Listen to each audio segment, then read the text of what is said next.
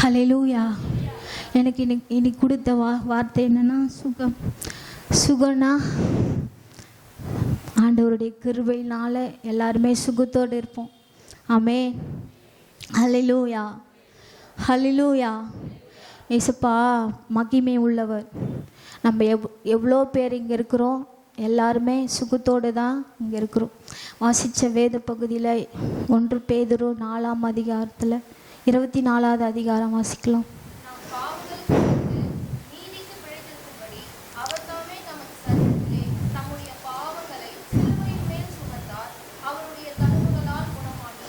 நம்ம பாவங்களுக்கு செத்து நீதிக்கு பிழைத்து அவருடைய தழும்புகளால் நம்ம குணமாகிறோம்.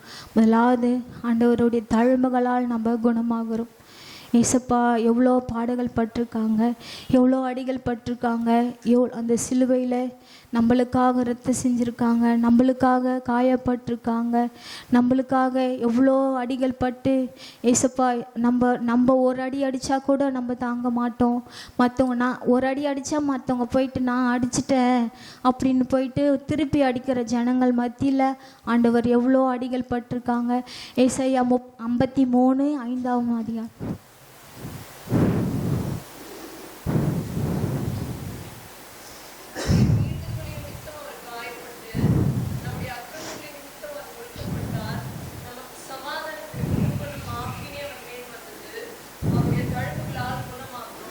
நம்மளுடைய மீறுகள் நிமித்தமாக அவர் காயப்பட்டிருக்காங்க, நம்முடைய அக்கிரம நிமித்தமாக அவர் நொடுக்கப்பட்டிருக்காங்க.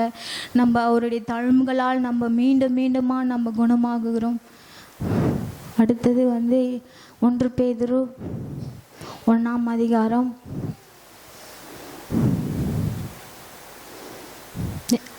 1 பேதுரு 2ஆம் அதிகாரம் 1வது வசனம்.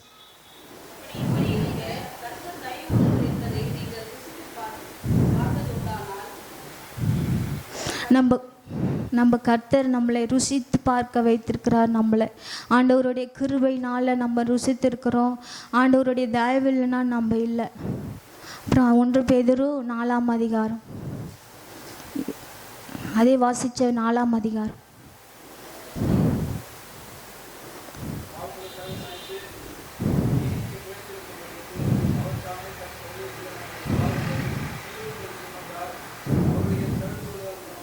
நம்ம பாவங்களுக்கு ஆண்டவர் நம்மளுடைய பாவத்துக்காக செத்து நீதிக்கு பிழைத்திருக்கிறார். நம்ம நீதிக்காக ஆண்டவர் நம்ம ஒவ்வொரு நாளும் பிழைத்திருக்கிறார். நம்ம ஆண்டவருக்காக நம்ம நன்றி செலுத்துவோம். 9ஆம் அதிகாரம், அதே வசனத்தில் 9ஆம் அதிகாரம்.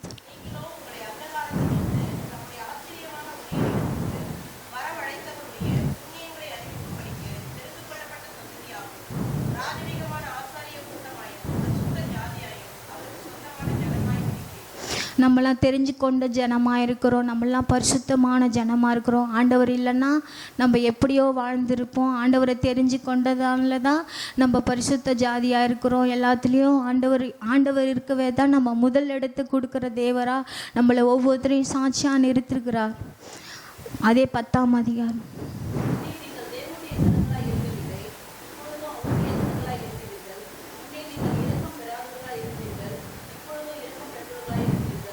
முன்னே நம்ம இரக்கம் பெறாதவங்களாக இருந்தோம். நம்ம எவ்வளோ பேர் எவ்வளோ திட்டினாலும் திருப்பி திட்டுறவங்களாக இருந்திருப்போம். ஆனால் இப்போ நம்ம ஆண்டவருடைய பிள்ளைங்களாக மாறிட்டோன்னே இசப்பா இவங்களை மன்னிங்கன்னு தான் நம்ம கேட்டிருக்கோமா கண்டி அவங்கள நம்ம சபிக்கலை. ஆண்டவர் அது படி நடத்தாதபடி நம்மளை நடத்திருக்கிறார். அது மட்டும் இல்லாமல் உபாகமும் 33:27வது வசனம்.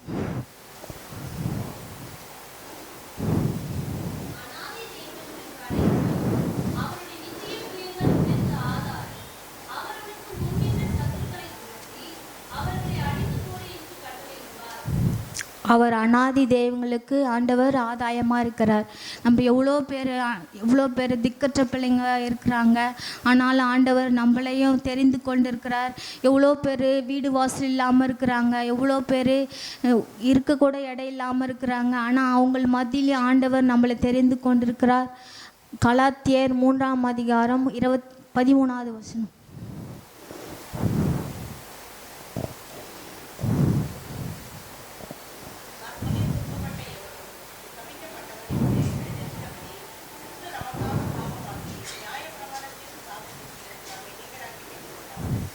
கிறிஸ்து வந்து நம்மளுக்காக சிலுவில் அந்த பாவமான மரம் வந்து ஆண்டவர் மரிச்சதுனால அது பரிசுத்தமாய் மாறிடுச்சு.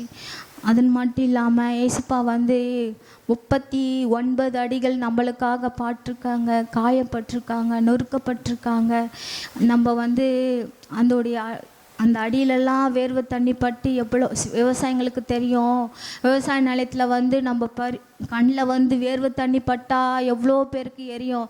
ஆனால் அதோடைய ரணத்தில் வந்து ஆண்டவருடைய அடிகளில் காயங்களில் ஆண்டவருடைய வேர்வை தண்ணி பட்டு ஆண்டவர் எப்படிலாம் துடிச்சிருப்பாங்க, எப்படிலாம் கஷ்டப்பட்டுருப்பாங்க, எப்படிலாம் கண்ணீர் வடித்து கொண்டிருப்பாங்க. ஆனால் யாருக்காக? அதெல்லாம் நமக்காக, நம்மளுடைய பாவத்துக்காக, நம்மளுடைய சாபத்துக்காக, நம்மளுடைய அக்கிரமங்களுக்காக ஆண்டவர் அவருடைய சிலுவையில் நம்மளுக்காக மரித்திருக்கிறார். 3ஆம் நாளும் உயிர் தந்திருக்கிறார்.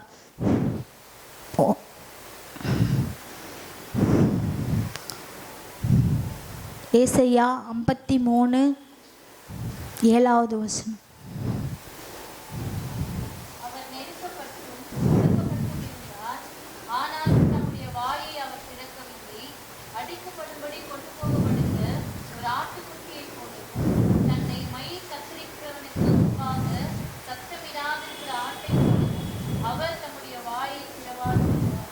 ஆண்டவர் வந்து அடிக்கப்பட சொல்லவோ வாய்களை திறக்காமல் இருக்கிறாங்க. எவ்வளோ பேர் எவ்வளோ தூஷணமாக பேசியிருப்பாங்க. அந்த இடத்துலையும் ஆண்டவர் வாய்கள் திறக்காமல் இருக்கிறாங்க. ஆனால் இப்போ இருக்கிற ஜனங்கள், இப்போ இருக்கிற காலத்தில் எவ்வளோ பேர் என்ன பேசினாலும் அவதூறுவாக தான் பேசுகிறாங்க. ஆனால் அவங்க மத்தியில் ஆண்டவர் நம்மளை பெரிய சாட்சியாக நிறுத்திருக்கிற 6வது வசனம்.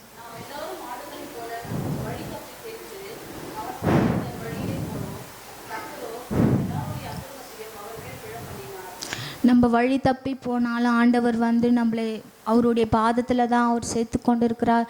நம்மளுக்காக அவர் ஆடுகளை போலவோ ரொம்ப தாழ்மை உள்ளவராக அவர் தெரிந்து கொண்டார். மத்தேயு 5ஆம் அதிகாரம் 34வது வசனம்.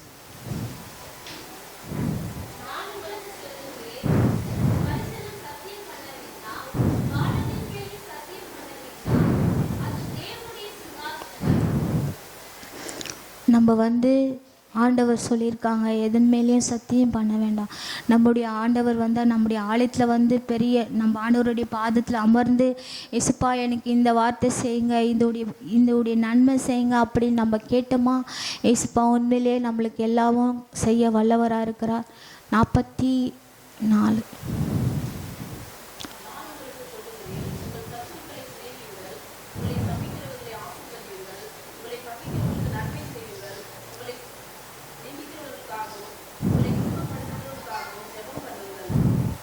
நம்ம வந்து நிந்திக்கிறவங்களுக்காகவும் நம்மளை சபிக்கிறவங்களுக்காகவும் நம்ம ஆண்டவருக்காக ஜெபம் பண்ணணும். நம்ம வந்து அவங்களுக்காக பாவப்பட்டு உலகத்தில் அப்படிலாம் பேசாதபடி, இசுப்பா இவங்க தெரிஞ்சு பேசுகிறாங்களா தெரியாமல் பேசுகிறாங்களா இவங்கள மன்னிங்க அப்படின்னு தான் நம்ம பேசணும். அப்புறம்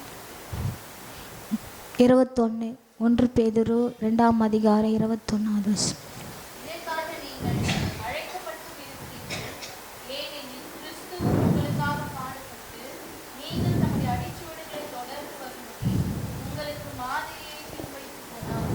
நம்ம எதற்காக அழைத்திருக்கிறோன்னா ஆண்டவருடைய வருகைக்காக நம்ம ஆயத்திருக்கணும். நம்ம நீதிமானாய் மாறணும். எப்பொழுது நம்மளை கிறிஸ்துவுக்காக வாழ ஆண்டவர் நம்மளை தெரிந்து கொண்டிருக்கிறார். 22வது அதிகாரம். நம்ம பாவம் செய்யாதபடி நம்ம இருக்கணும்.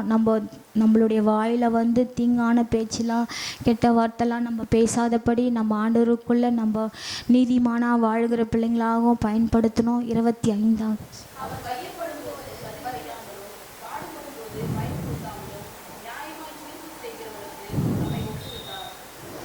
நம்ம நியாயமாக எந்த இடத்துலையும் நீதிமானாக இருக்கணும், நியாயமாக இருக்கணும். எது இருந்தாலும் தப்பான வார்த்தையாக இருந்தாலும் ஆனால் அது ஆண்டவருடைய பாதத்தில் ஏசப்பா நான் இப்படி பேசணுமா அப்படி பேசணுமான்னு ஆண்டவருடைய பாதத்தில் நம்ம கேட்டு தான் நம்ம எல்லாத்தையும் பொறுமையாக இருந்து மகிமைப்படுத்தணும். நான் வந்து வர்ஷிப்பில் வந்து ஒரு வாரத்துக்கு முன்னாடி ஏசப்பா எனக்கு என்ன பேச தெரியாது ஏசப்பா நீங்கள் பேசுங்க அப்படி நான் ஜெபத்தில் வந்து நான் கேட்டுக்கொண்டே இருந்தேன். ஏசப்பா எனக்கு கொடுத்த வார்த்தை அவருடைய நாம நாமத்தினால, இயேசுடைய நாமத்தினால நம்ம குணமாகுகிறோம். ரெண்டாவது, இயேசுடைய வல்லமையினால நம்ம குணமாகுகிறோம். மூன்றாவது, நம்ம இயேசுடைய அதிசயம், எவ்வளோ அதிசயம் செஞ்சுருக்குறாங்க. கண் பார்வை தெரியாத கண் பார்வை கொடுத்துருக்காங்க, முரடை நடக்க வைத்திருக்கிறாங்க, பெரும்பற்ற ஸ்ரீ வருஷத்தை தொட்டால் சுகம் கொடுத்துருக்குறாங்க. ஆண்டவர் சொல்ல முடியாத அதிசயங்களும் அற்புதங்களும் செஞ்சுருக்குறாங்க. அது மட்டும் இல்லாமல் ஆண்டவர் பெரிய பெரிய நன்மைகளாக செஞ்சுருக்குறாங்க. மருத்துவமனையில் பார்த்தா எங்கே பார்த்தாலும் படுக்கையில் இருக்கிறாங்க, எவ்வளோ பேர் பலவீனத்தோடு இருக்கிறாங்க. ஆனாலும் அவங்க மத்தியில் ஆண்டவர் நம்மளை பெரிய சாட்சியாக தான் நிறுத்திருக்கிறாங்க. ஏசுப்பா நீங்கள் இவ்வளோ சொல்லியிருக்கலாம்ல, இங்கே இருக்கிறவங்களுக்கு எவ்வளோ பலவீனம் தான் இருக்குது, ஆனால் அது ஆண்டவருக்கும் நம்மளுக்கு மாத்திரம் தெரியும் எவ்வளோ பலவீனம் இருக்குன்னு. நம்ம ஆண்டவருடைய பாதத்தில் உட்கார்ந்து, ஏசுப்பா என்னுடைய பாவங்கள் மன்னிக்கப்படட்டும், ஏசுப்பா என்னுடைய பலவீனங்கள் மாறட்டும்னு நம்ம ஆண்டவருடைய பாதத்தில் நம்ம ஜெபித்தோமா, ஆண்டவர் நிறைவான ஆசீர்வாதத்தை நல்ல சுகத்தை கொடுப்பார். அதில் சொல்லியிருக்குது, உம்முடைய தழும்புகளால் நாங்கள் குணமாகிறோன்னு சொல்லியிருக்குதுல்ல. அதன்படி ஏசப்பா நம்முடைய தழும்புகளால் குணமாகணும். என்னுடைய சாட்சி பார்த்தா நான் இருக்கிறதே ஆண்டவருடைய கிருபை தான். எவ்வளோ பலவீனம் இருந்தாலும் ஆண்டவர் என்னை சுகத்தோடு வைத்திருக்கிறாருன்னா அதோடைய ஏதோ ஒரு நோக்கம் இருக்குது. எல்லாரும் குறித்து ஒரு திட்டங்கள் வைத்திருப்பாங்க. ஆண்டவர் என்னை குறித்து ஒரு திட்டங்கள் வைத்திருப்பாங்கள்ல. நான் அடிக்கடிக்கு நான் சொல்கிறது தான், இயேசுப்பா வாழ்ந்தாலும் இயேசுக்காக வாழணும், மரித்தாலும் இயேசுக்காக மரிக்கணும். இந்த ஜீவனே இயேசுக்காக தான். அது மட்டும் இல்லாமல் எனக்கு வாய்ப்பு கொடுத்த முதலாவது என் கர்த்தருக்காக நன்றி செலுத்துகிறேன், என் போதகருக்காகவும் என்னுடைய அம்மாவுக்காகவும் நன்றி செலுத்துகிறேன். நான் இந்த வார்த்தையை மீண்டும் நான் சொல்கிறேன், இயேசுடைய தழும்புகளால் நம்ம குணமாகுகிறோம். ரெண்டாவது இயேசுடைய நாமத்தினால குணமாகிறோம். மூணாவது இயேசுடைய வல்லமையினால் குணமாகுகிறோம். நாலாவது இயேசுடைய அதிசயத்தினால குணமாகுகிறோம். கர்த்தர் இந்த வார்த்தையை ஆசீர்வதிப்பா. நம்ம தலைகளை தாழ்த்தி நம்ம ஏசுப்பா நீர் நல்லவர் ராஜா, நீங்கள் கிருபையுள்ளவர் ராஜா. அப்பா நீங்கள் வாக்கு மாறாதேவர் ராஜா. ஏசுப்பா நீங்கள் பரிசுத்தர் தகப்பனே. அப்பா இந்த நாளை கொடுத்ததுக்காக உமக்கு நன்றி செலுத்துகிறோம் அப்பா. அப்பா உம்முடைய தழும்புகளால் எங்களை குணமாக்குறவரே மை ஸ்தோத்திரிக்கிற ராஜா. அப்பா உம்முடைய நாமத்தினால எங்களை குணமாக்குறவரே மை ஸ்தோத்திரிக்கிற ராஜா. ஏசுப்பா ஸ்தோத்திரிக்கிறோமாப்பா, ஸ்தோத்திரிக்கிறோமாப்பா. அப்பா உம்முடைய வல்லமையினால எங்களை குணமாக்குறதுக்காக ஸ்தோத்திரிக்கிற ராஜா. ஏசப்பா ஸ்தோத்திரம், உம்முடைய அதிசயத்தினால குணமாகிறே, அதற்காக ஸ்தோத்திரிக்க ராஜா. ஒரு தாய் தேற்றுவது போல் என்னை